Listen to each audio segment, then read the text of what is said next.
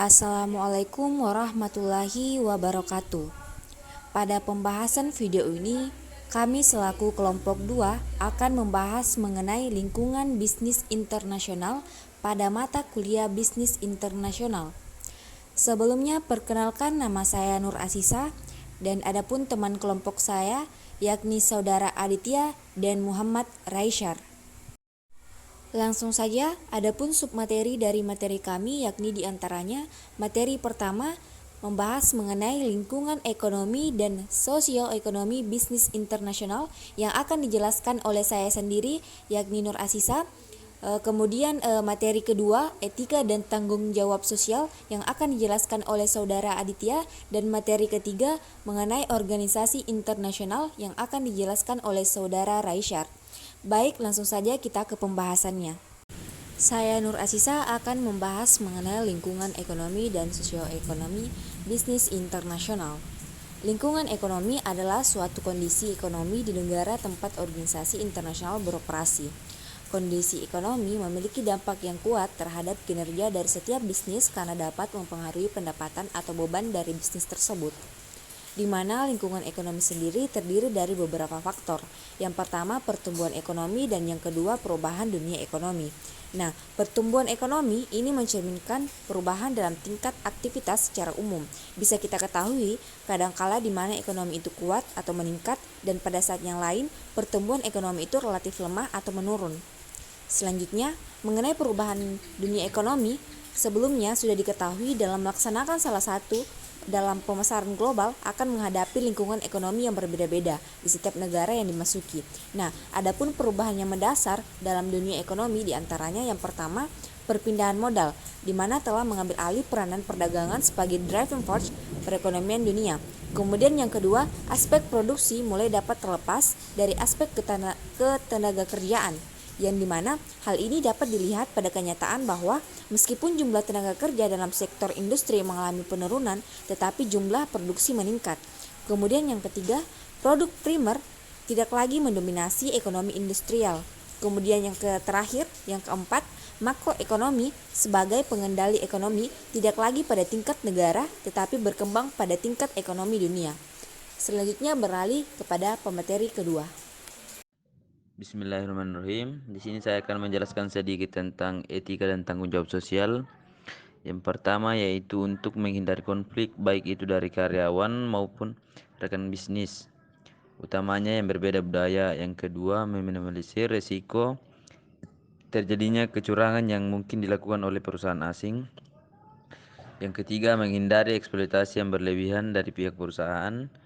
Yang keempat, melindungi aturan atau norma-norma yang telah disepakati bersama dari kedua pihak. Selanjutnya, etika dan tanggung jawab sosial. Wardana pada 2014 dalam berbisnis ada beberapa tanggung jawab yang diemban oleh para pelaku bisnis, antara lain. Yang pertama, tanggung jawab pertama adalah tanggung jawab kepada konsumen. Tanggung jawab kepada konsumen karena suatu perusahaan harus mampu memuaskan konsumen dengan memberikan produk baik berupa barang dan jasa yang bagus serta berkualitas. Yang kedua, tanggung jawab adalah tanggung jawab kepada investor, dalam artian perusahaan wajib menjaga kepercayaan investor yang telah menanamkan modalnya. Yang ketiga, tanggung jawab kepada pegawai yang termanifestasi dengan menciptakan pekerjaan sesuai dengan kompetensi para pegawai. Selain itu, perusahaan juga bertanggung jawab untuk mensejahterakan kehidupan pegawainya melalui pemberian pensiun ketika pegawai tersebut telah melampaui usia produktif. Yang terakhir yaitu tanggung jawab kepada masyarakat sosial dan lingkungan.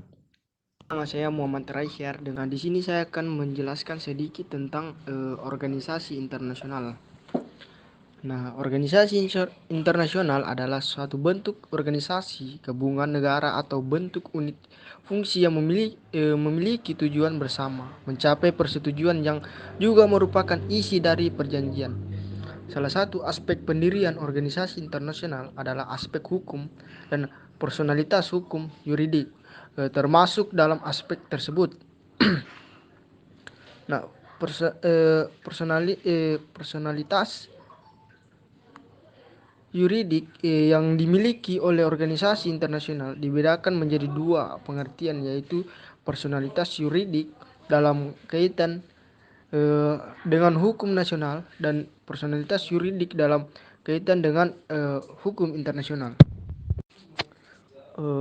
Personalitas yuridik dalam kaitannya dengan hukum nasional dapat dilihat khususnya apabila sebuah organisasi internasional akan mendirikan sekretariat, tetapi ataupun markas besar organisasi tersebut melalui headquarters agreement yang dibuat oleh PBB dengan Amerika Serikat, Belanda, Swiss, dan Australia, ASEAN dengan Indonesia. Pada umumnya, headquarters agreement mengatur mengatur mengenai keistimewaan dan kekebalan diplomatik yang dimiliki oleh pejabat sipil internasional, keistimewaan dalam kekebalan internasional, pembebasan pajak dan lainnya. Nah, sedangkan personalitas yuridik dalam kaitannya dengan hukum internasional dapat diartikan bahwa organisasi internasional memiliki hak dan kewajiban berdasarkan hukum internasional. Hak dan kewajiban ini antara lain mempunyai wewenang untuk menuntut dan dituntut di depan pengadilan, memperoleh dan memiliki benda-benda bergerak, mempunyai kekebalan dan hak-hak istimewa. Cukup sekian. Akhiri dengan wabillahi taufiq wal hidayah. Wassalamualaikum warahmatullahi wabarakatuh.